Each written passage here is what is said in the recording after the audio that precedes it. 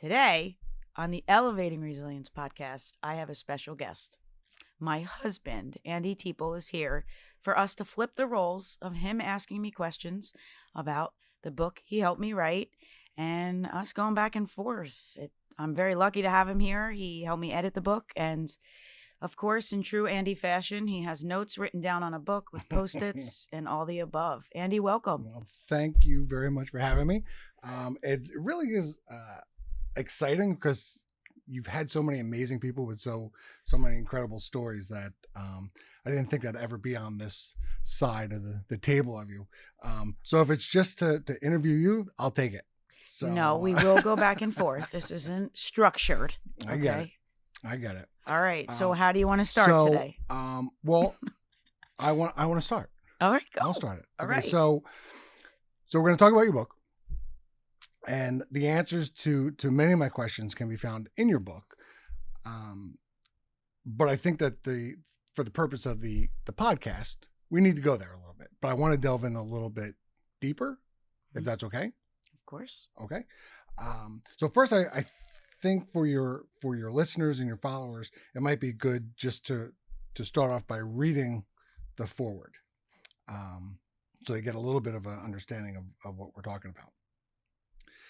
If you're looking for a book with proper punctuation and grammar, keep looking. However, if you're looking for a quick read with a powerful message and tangible strategies to help you develop a mentally stronger version of yourself, you can stop looking. In her tribute to her dad, Omar Reed, Carrie Reed writes about her mom, stating, "Strong people aren't simply born, they are made by the storms they walk through." Angela Marie is an amazing person who embodies this sentiment. Although censored, the stories she shares demonstrates her resilience and growth, but equally important is her vulnerability to help people weather the storms in their lives and come out stronger than before. As her husband, I know the stories, past and present. If anyone could justify having a negative outlook on life, Angela would be at the top of my list. However, as you read, you'll learn about her love of family, desire to impact people positively, the unrelenting belief that she can change the world, and why I consider myself a very lucky man. Oh. Right? Yes. So I know that you've always wanted to write a book. Mm-hmm. But why this book? When I was in the hospital, as you'll read through the book, I started to journal. And when I got very vulnerable with myself, stories started to surface for me. And before my grandfather passed, he told me that, we talked about me writing a book, and he said, you have to do the things that you want to do. I wish I could go back and do them.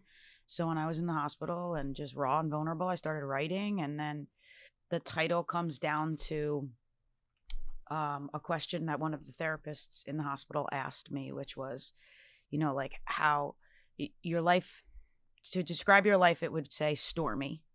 And then one of the things that came to me in the hospital when I was like, okay, what am I going to do in this space to get better? I said to myself, rise up. And then when I got out of the hospital, I know you remember this, we were at church and they did Isaiah 40:31 with the pastor. And it was all about the eagle flying into the storm. So Pastor Mel. Yeah, Pastor Mel. Yeah. Stop banging the table and follow Sorry. the rules. And so it all was just like, all right, you know what? I'm going to attribute this to storms. I really am obsessed with weather as well. And so that's the metaphor I went with. Okay. So as you went right into it, you shared your story. Even censored, it's very, very powerful. And we've talked about your vulnerability. Not many people are willing to talk about their little vacation in a mental hospital. What was your biggest concern about being so open? Just because I pride myself on the fact that the things that have happened in my life, whether instigated by myself or happened and I was a result of it, being hurt, I always knew that I had to pick myself up and keep going. And so I didn't want to throw anybody under the bus because everybody has their own journey and their own story of why things happened. And so in it, I didn't want to tell stories of people that maybe they didn't want their stories told. So the biggest message from it is that you need to, no matter what happens to you in life, you accept that storms come and go. And then it's how you deal with the storms that make the biggest difference. So to go to the nitty gritty details probably would have been a huge novel and kept people insanely engaged. But those were at the expense of hurting the people I love. And I'm not interested in that. What about like you being so open about yourself? Forget about the other people in your life, sharing your stories, sharing your journey. Like, were there any concerns of and we'll get into it a little bit later, but did you have any concerns about how it would be received? No. Okay, good answer. I'm not finished. So no, because honestly, being authentically yourself is what I learned to be through hiding all the years of pain and suffering. It was like, all right, well, either you can associate with this or you can. And if you don't like what I've been through or how I speak, then you're not my people. Okay. And that's it. So it's one thing to write about strategies and mental toughness, but it's another to practice what you preach. Mm-hmm. So, no one's perfect. So what advice do you have for those people who try but fail and fall right back into their negative thinking? I can't believe you didn't give me any of these questions ahead of time. Why? These are like softball tosses. This is a lob. These aren't good questions? They're great questions. Oh. But you didn't give me any preparatory time. Well, it was just a talk. This is husband and wife talking. Oh yeah, this is what happens when we're home with 3 dogs absolutely. and TV. Okay. And some bourbon. And some bourbon. Maybe that would help me right now. So tell me the last part of that question again. So not the beginning. What advice do you have for those people who try but fail and fall right back into their negative thinking? Keep going, because it's a constant battle. We all go through it. I mean, I can say that I practice what I preach, and writing this book was the most healing part. So knowing that I need to hold my end of the bargain after I'm giving people advice is hard, because some days I don't do all of those things. And it is constant every single day to go back to those strategies and say, for today, like waking up this morning really early, having a really busy week. For today, what was my why? To sit across from you and have a podcast. And I knew you were so excited and I wanted to go back to bed. But my inner lighthouse, Mr. Teeple. You did go back to bed. I did go back to bed. And then you made me get up at 8, take a shower. You made me shower. That's it. I thought there was like a smell-o-vision here, so just in case. Oh, I want to zip your pie hole. So moving forward, chapter 7, it's called "Rise Amongst the Ruins," and you wrote in here. I want to read two parts here. In reference to you and Gina, we both learned quickly that mental health doesn't discriminate. And you go down the page a little bit, and you were in the hospital. And you write, my initial thoughts were, I don't belong here. I'm not like these people. I went to college. I have responsibilities. I'm fine. People need me. It seemed like nobody cared that I used to be a teacher and a coach, that I was now a business owner, and that I had a family. How quickly did those thoughts subside and you really let the healing begin? Once I started listening to the other people's stories, that it really didn't matter what hats you wear. What matters is what's going on inside of you. And the levels of mental illness in there was sort of like, you're just one step away from that if you don't take care of your mental health. And so it was like, all right, none of this matters. Like, these people are so raw and vulnerable, and we're walking around and we smell and we have socks on and they're feeding us this food. So it doesn't matter anything about what you are. It's who you are. Mm-hmm.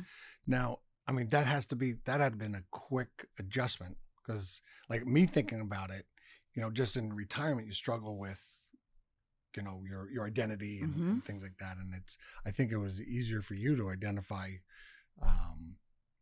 where you're at and, than it's been for me as far as retirement is concerned. It couldn't have been that easy, and people can't do it that quickly to just accept, hey, this is who I've been for 26 years. Now give me 24 hours and that none of that matters. I'm vulnerable. Why so quickly for you, do you think? It's always been how I am. And I learned adaptability from growing up. One of the superpowers I've gained from growing up in dysfunction is you learn how to adapt. And I knew I was so hurt and in so much pain, and things started to come up for me that I was like, I have to get through this. I have to get better. I have to figure this out. And it wasn't easy, but you do it. And even like talking about you with retirement, like the journey to figure out, who you are next and not the hat you wear as a superintendent is not going to happen overnight, but you initially take that, I'm going to retire, and now you're figuring it out. So I knew I'm going to make this part of my journey, and how would I do that? And then instantly the thing that made me feel better was to make people around me feel better. So, and that's in the book. Yeah. Just so your followers know. You're so serious. I'm dead. You're dead. I'm dead. You're 47. You can't say I'm dead. Yes, I don't understand it. I just don't understand the terminology. It's slang that the kids use. Kids, you're 47. Okay. Nuts. So on the next page, and this was very cool that you wrote this. They were attempting to diagnose me, and all I could think about was my favorite movie, Patch Adams, starring Robin Williams. I had always admired Patch Adams' approach to doing things his way, but deep down I realized I was also mirroring Robin Williams in a way I hadn't intended, attempting to mask my pain as he had for so many years. That is so deep and insightful. I sound really smart in that paragraph. You did. You must have edited that one. No, that was one of those. I was like, wow, I can't touch that. Jeez.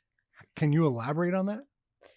Sure, because you see Robin Williams, who all he wanted to do was make people laugh. And then knowing what his story was, and when he passed, you're like, wow, that guy was going through a lot. And you often hear that check on the ones that are laughing in the life of the party, because you really don't know what's going on, either behind closed doors or, on the inside. And that's how I felt when I was in there. I was like, wow, you know what? I've always giggled and smiled my way through just about everything and made people feel comfortable. And there I was in pain, going. So, I mean, I felt like Patch Adams in there, because in college, like, that was my favorite movie. And in college was when I was starting, it's that age where you're starting to be like, okay, like, what am I going to do with my life? And what did I learn? And who am I? And is this pain real? And no one can know what happens in Jersey. Well, I'm in Indiana. And so it was like, let's just smile and giggle and mask it, Yeah. I mean, listen, do you like the movie Patch Adams? Because you never let me watch it. Yeah, I do like it. You do? I do like it. Oh, he didn't like rules. Yeah, right. And your smile got you out of a lot of trouble too. I know. And not just with me. So let's move forward. We'll skip that part. So rise up, soar above life's storms, rise amongst the ruins. Next, towards the end of that chapter, you wrote, "This chapter of my life is a raw tribute to the strength of the human spirit. Confronting these inner tempests, we find our most profound strength." So I want to talk about the power of gossip and people's opinions. Oh, yeah, right. And I know you talk about it in your upcoming TED Talk. I'm so proud of you. June 1st. But I want to discuss it here a little bit. How powerful is the opinion of people who are not in your life, and how do you deal with that? Very powerful, because it's a constant battle of my self-worth. And throughout my life, people's opinions of me was what made me keep going. And if they were bad opinions, I would try to prove them wrong. If they were good opinions, I wouldn't know how to take it as well. And I get caught up in one negative and forget about the 10 positives, because when you don't have high self-worth, those little things that people say about you carry a heavy load, because you want to make everybody happy, when really the only person you need to make happy is yourself. And has that changed? Like I'm better at it. If I were to say that I'm a 10 out of 10, absolutely not. I'm probably a 7 out of 10. Some weeks I have to really work on letting go, putting myself out there and having a book and people being like, yeah, she really wrote a book. Is it good? Is it good? Is it Is good? any good? Yeah. Gets me because I'm like, okay, what are really people saying? And then you want this feedback all the time, and you have to remember, you're not going to get feedback all the time. Some people aren't going to read it. Some people might just buy it to say, Angie, I bought your book. And that's okay. Yeah. Because you go into it, like we talked about, is, that one review in Amazon of the person I don't know is like keeping me going, because I'm like, this isn't about the people I know. It's about helping other people all over the place. It's bigger for me. So I have to remember that. And some days I don't. Yeah. I think it's important that you recognize your triggers. Mm-hmm. Like you and I have talked a lot about, we know what our triggers are for the most part. And just once you're able to identify them, you might not be able to immediately stop your thinking, but at least okay, I should be doing X, Y, and Z to stop this thinking. And who the hell cares what they think, but it's ironic. So someone that's always needed people's acceptance, you put yourself out there for people to judge you, to judge your story. So that's got to be, I can't curse here. So that's got to be messing with your head. It is. But sometimes. I think of the people that also are scared to put themselves out there. So I hope I can be a beacon of light for them to be like, all right, she did it. You know what? I can do it. And I think we had this conversation many times. You eventually get to a place in your life where you say, you know what? Those people don't belong in my life. And that's actually my decision. So whatever they're saying is never going to hold me back from what I'm doing. Because the small people talk, small minds. Yep. That's absolutely true. So I want to put it out there for your followers that one of the things that you were horrible at was paying attention to guest speakers at work and assemblies. And now really going there. And yes, I am going there. And it was a bone of contention with us or a couple times. But how do you address in your mind when you're standing in front of the audience now and you have all your kids in there and you're engaging them, and most of them or some of them, but then you see those teachers sitting in the back who couldn't care less of what you're saying. Where do you put that? I give them grace, because they're probably going through something in their own lives or feel really overwhelmed. And if they don't want to listen to me, then they don't listen to me. And so I take it out of my mind, because I wasn't trying to be disrespectful to the teachers. I just didn't even know who I was. And I was just a little ass. And so me in the back, never paying attention was awful. But I do use it in my speech. When I get started, I will say to the kids, hey, I sat there and I didn't want to pay attention to one thing that person said. And now I'm up here and I'm going to tell you why I'm different. And then even with like when I spoke to those teachers that time, I say that to them is like, I'm the reason why, you had in services. I was the kid you were all talking about. And now I'm sitting here talking to you, and you should probably pay attention. And they just like look at me. So, yeah. Do you share your story as an educator when like how you were in the audience with them too, not just as a kid? Yeah. That's pretty cool. Yes. So, and you see those teachers that are on the side, me and Darren and everybody on the left side of the auditorium at Monmouth Regional. We never paid attention, and you were texting me and glaring at me. But I always paid attention to the speakers that had a story. It's true. Those people that you brought in that wanted to teach me, like, I don't know, all those things that you made us do, like, no thanks. Sorry. But I wasn't into that. And that's why I'm not curriculum instruction things. Yeah, that's why I'm not a teacher weren't that anymore. Important. They weren't important to me. Right. No, and listen, some of our best presenters were the ones that connected. And you get the buy-in from the teachers. And even on, before, I retired, we started doing the choice PD. So because you know that if the teachers are telling you what they want and you do it, then you're going to get more out of it. Mm-hmm. But there are also certain things that you had to do. Yeah. So I know that we have more time, but I'm almost done with my questions. But I want to you to read a part as a final thought to your Are you telling me what followers. I have to do? Yeah, I am. What? Please. Oh my gosh! You wrote Mr. it. Teeple. Just that part. Don't read the question underneath it. Just read that. I think that's important. I think it's powerful. Okay. I pray that my story gives you hope and connection to your human spirit. I wanted to help you believe, receive, and achieve what is buried in your soul. Be ready for what lies ahead. Let the storms that come not intimidate you, but instead be opportunities for showcasing your resilience. You're stronger than you think, and the trials you face are merely the backdrop against which your strength and resilience are formed. Embrace the storms, for they are part of your remarkable narrative. Remember, you are your number one storm chaser, ready for whatever life throws at you. Sail onward with self-worth and self-love. Peace, love, and gratitude. Ang Teeple. There you go.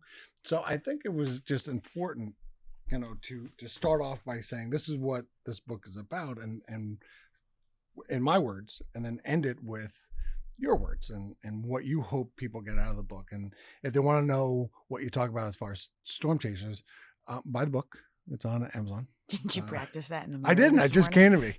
It just came to me. It really did. So the big question is, what's next? Do you have another book in the works? Sorry, I'm tapping. The next thing I'd like to do is a book that athletes can use as a part of their book club to learn about different scenarios that go on throughout a season so they can reflect. But as far as book number 2 with more details of my story, I haven't decided that yet, because the biggest feedback I've gotten is that I didn't go deep enough and people want to know more. And I think I'm going to save that for my, speeches, to my keynotes, to certain audiences. You want to learn if I'm speaking, like yesterday, speaking to the Black Poster Project and talking about overdose and drug use. I got very deep, but that was in front of that kind of audience. Right. It really depends on what the people need, and I can speak on anything from, overdose, addiction, dysfunction, divorce, eating disorders, self-harm, relationships. So I think I'm going to go deeper there, and then maybe. And you touch on all of those in the book. Yeah, but already. I say them. Right. But so we talked about you being vulnerable. You just spewed out a list of issues that you have dealt with in your life. Again, the vulnerability is pretty impressive. Thank you, sir. Welcome. So I have a question for you. Everything has been perfect in my life. I don't have any issues. So don't ask me any questions. You entered the Elevating Resilience podcast. Yep. So now that you gave me all your questions on your Post-it notes, I did. I would like you to define what resilience is. Resilience. The simplest terms is getting up. It's so cliche. Getting up one more time than you get knocked down. But for me, I take it a step further. It's not necessarily getting right back up. So even in boxing, they get a 10 count. So some people get up immediately. Some people it takes a little bit longer to get up. But as long as you get up, that's still resilience. So That's good. It is, right? I liked that. Well, because you reflect. You threw me for a loop in the car ride over. I didn't think you were going to ask me any questions. So, you start thinking a little bit deeper, and you think about, your own journeys and how many times you get knocked down, and sometimes it's harder to get up and others, but I consider it still resilience as long as you start getting up. Mm-hmm. Keep getting up, and that's where we're at.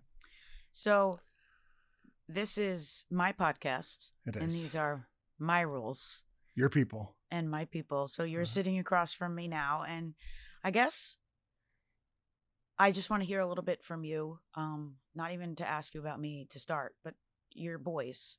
How awesome is it to have your boys 25, 27, Jack's getting married. They're both doing great things. What would you say to a dad of teenagers now that you've been through it all? My mom always said little kids, little problems, big kids, big problems. And that's true. That is true. It's very rewarding. Being a father too, I think God knew that I couldn't handle girls. So he gave me two boys, and I think I'm a totally different father as a father of boys than I would be with girls. As far as now in the teenage years, it's just, and you've lived it with me. You just have to be consistent and really expect nothing in return. It really, there was a little, I guess, a meme on Facebook that you got me into, and it was, I shared it, and it was the way a parent feels waiting for their teenage children to text you back, and it's like them just like falling down the stairs, exhausted. I'm big on making sure that my boys still hear from me, on a regular basis, daily, and I hope to get a text back like, hey, good morning, or something inappropriate, whatever, just to know that they're still alive. But you don't stop. As frustrating as it is, you don't stop. You don't stop caring. You don't stop loving. You don't stop giving advice. You just have to understand that they're just in teenage years. They know everything. And then as they get older, they realize they don't. And then they start coming back, asking some questions, and looking for advice. So just, I guess, hang in there, and it will come back. I'm excited. Obviously Jack is getting married, and in September, and he asked me to give a speech, so that was exciting. So I'll get to share some of my feelings with them, all the praise that I've said over the years, and how happy I am for them. So they can hear it again, and it'll be on a video or something, so they can keep listening to it, It's cool. But but just keep at it. Yeah. Just, they're teenagers, and teenage years are tough for everybody involved. Yeah, absolutely. Including stepmoms. Yeah. I mean, it's nice to see when we finally get a chance to see them, how you like light up, and it's like the time really didn't pass. It's like you pick up right where you left off, and we hear all the stories, and they're in their 20s, so they're living their life now, but you're just consistently there, which is cool, and even for us, I mean, it's hard to really make a plan with them. So we're all busy, So you talked a little bit about your identity and retirement, and that's your camera. That's mine. I know. I always want to see how much more time I got. You're getting nervous, aren't you? You normally only talk to me with a bourbon and a cigar. I know. I'm only going to ask you 2 more questions. That's okay. And then you're going to ask me a question. You build off of I this, understand Andy. that, but you're sweating. I didn't plan my wardrobe accordingly. I didn't expect the lights, but oh my God, you're so uncomfortable. So, for the people that don't know, Andy was a superintendent for how many years? 8. 8 right? years, yeah. 32 years in education. 31 years in education. Yep. 26 of those in a leadership position. Mm-hmm. And he retired in January. Stayed home with me to get me through the hard times in my life, and then retired. So he chose his family, which was incredible. And now that you're out of being in a leadership position, what's the number one thing you learned from being a leader? Leadership is all about relationships. And looking back on my career and the way things, whatever happened with, this situation or that situation, or as principal or assistant principal or whatever, I always took into account how the other person felt, or that they were a person, and that as a leader, you, whatever your position, regardless of that position, you don't, the position doesn't allow you to belittle anyone. Mm-hmm. It's you treat everybody with the same amount of respect as you would a superintendent or the president of the United States, or whoever. Everyone gets the same amount of respect because they deserve it. So for me, I wouldn't change how I led, because I had to be true to who I was, Mm-hmm. who I am, as far as loyalty is concerned, caring about people, caring about them outside of the classroom, expecting them to do their job, not being a pushover. But, for me, whether you're in the classroom, in an office, in halls, whatever it is, if you're not happy at work, if you feel disrespected, if you feel belittled, you're not gonna do a good job. If you think that people don't care, then why should you care? And I think as in education, it's too important of a job for people not to care. So you try to create an environment that they can flourish, Mm-hmm. and feel respected.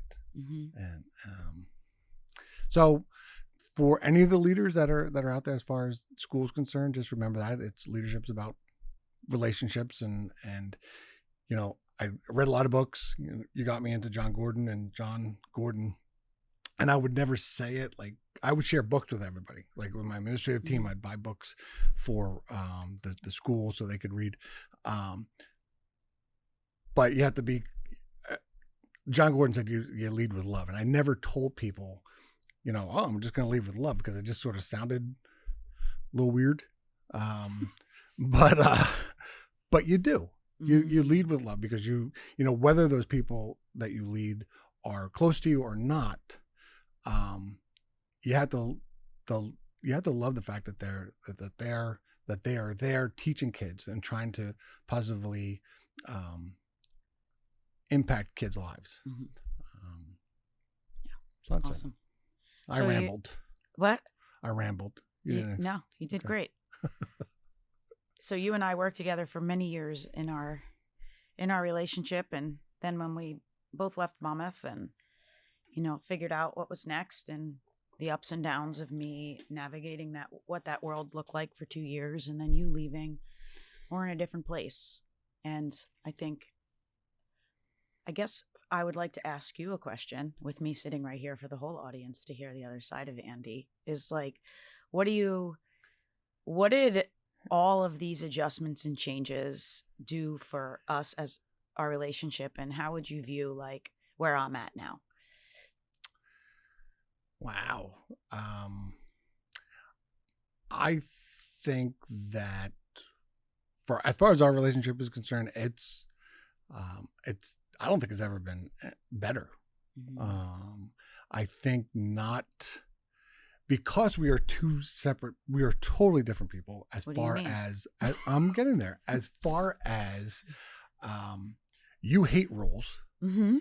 and I made the rules. Yes. So there was always that butting of the heads, and Mm-hmm. and down deep, it was like, oh, all right, well, she just doesn't respect me, that she can't follow the rules. And little did I know, later on, what you find out, when you really delve into, who you are as a person or whatever, you just don't do rules. No. Even if you make the rules for yourself, you don't do them. No. Which has been eye-opening.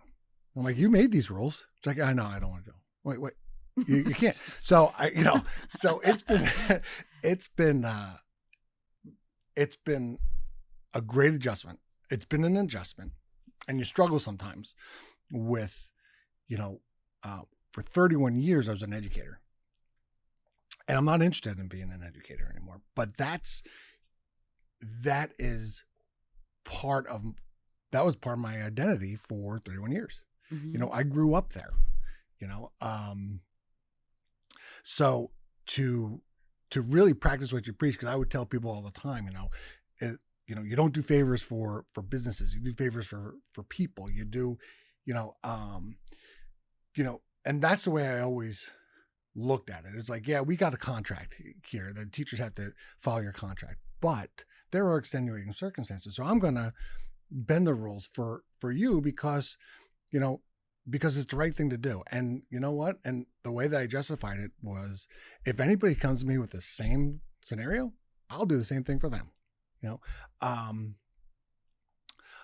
I just got off on a tangent. What was your question? Yeah, you were supposed to talk about our marriage. Oh yeah, our marriage. What just happened? So I don't know. It's okay. I'm making you nervous. Right. No. What do you love about being married to me now that you're not my boss, and that we don't have that bone of contention in our relationship, and that I am doing what I love and what I meant to do? Yes. Okay. So what I love about you is, I've always loved about you, is that you are, more so now, you're on fire. Like the passion that you have, is like weekly. Like I would see this passion in you in like preseason and a couple weeks into the season, and then that was whatever you were coaching, and then that was it. Thanks. It really. I mean, you get tired. I get it. I mean, like you would do the camping out on the fields and with the girls and all your stuff, and I would see you would be most excited when you connected with the kids, and you did all those team building things. So for you to do those on a regular basis, and you've reached so many more kids, and my goal is to, work for All In and really get you out across the country, because what you are doing needs to be heard by not just people in Monmouth and Ocean County, New Jersey. And that's what we're going to do. It's not, I'd like to do, we're going to do it. I know I have to organize myself in order to and that's organize what I'm, you. Right. You have to organize yourself in order to organize me, so I can help you. But just to see that I on a regular basis, it's pretty cool. The way that I think that we're more emotional now, because the stories that you tell about how you affect kids or these parents or teachers or coaches, and the stories that people are opening up to you, it's like, holy crap, you're really making a difference. So it's, in teaching, you wait for that moment to say, okay, I did make a difference, because, when I needed it the most, somebody came up and just said, thank you, and then that feeling that you get is incredible, but you get that weekly, so I love seeing that about you. I still love seeing you prove people wrong, although that's not your why. It's always going to be there. But don't worry. Yeah, that's it. I love too that we've accepted who we are. We've accepted we've just accepted each other and love each other for all of us. For all of us. So I don't know. I just think it's weird not being together as much brought us closer. Yeah. Wow. I think you just appreciate the time more, and because we weren't together all the time, you have to communicate more. And that's been cool. Yeah. Well, it really has been. When you go through everything, Yeah. So it's been neat. It's been, wouldn't change it. So we're ready to wrap up. Did you enjoy this? we're over time. It's okay, Andy. Charles can let me finish for a minute. All Did right. you enjoy it? I did. I don't know how good I did, but yeah, I it think was you fun. did great. It was fun. It Yeah, really, it was really great. was. I love that your preparation. I mean, you are just the best ever. You're so Well, I cute. just want people to read your book. I mean, They will. one of the best, and one of the best things that about your book that I've seen is that people are your friends, my family Mm-hmm. are reaching out to you and saying, "Oh my gosh, this helped me. This was incredible. Mhm.